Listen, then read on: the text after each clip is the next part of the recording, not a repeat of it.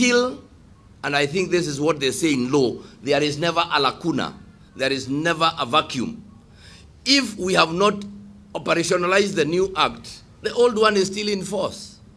In terms of inspection, in terms of, you are not just going to allow everything to go on the way, we are making political statements, we are trying to focus everything around the deputy president, but we are forgetting the deputy president has only 2 sons and a wife.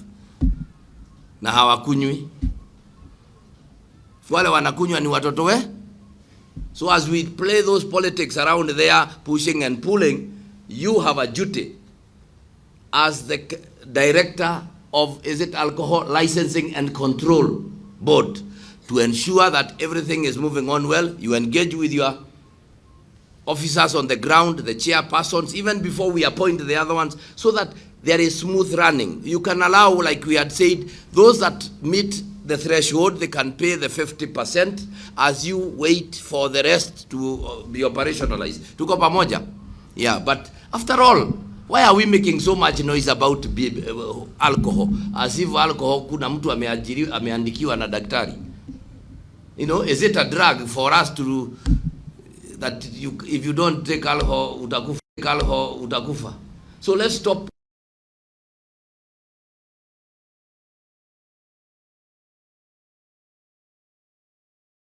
And also the majority leader, that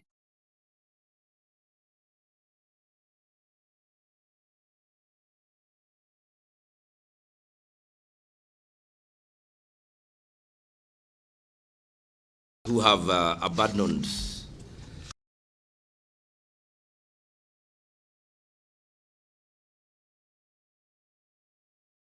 Nyeri. Yeah, they are people of Nyeri, but they are not the citizens. They are not the citizenry of Nyeri. And it is important to say that.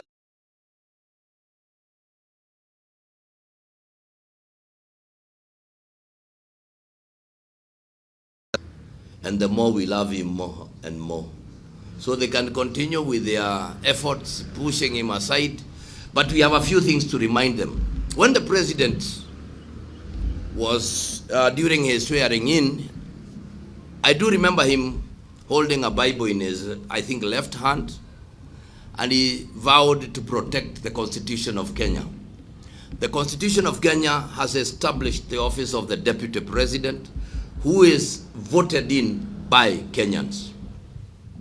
And we have the Deputy President in the person of His Excellency Gachagua, who was voted in on the 9th of August, and went all through the processes to be declared a winner for the position of Deputy President.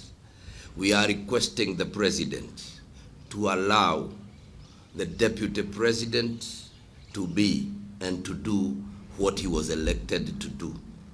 I will also maybe wish, with a lot of humility and respect, address my President, Dr. William Samoei Ruto, and tell him, Mr. President, there are men and women around you who you could be calling advisors, but you are in the hole you are today because of the misadvice they have given you. And a wise man wakes up one morning, has a retrospection in himself, sees the way things are. It does not matter who is close to you.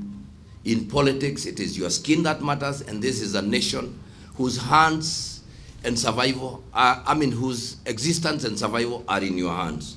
It is important for you now to take action, the best action that you think should be taken. Call in your deputy, sit together, get in your cabinet, do everything that you can, bring in all your advisors, and ask yourself, is this country moving in the right direction? If you are convinced it is moving in the right direction, Mr. President, then let's move on the way you are moving.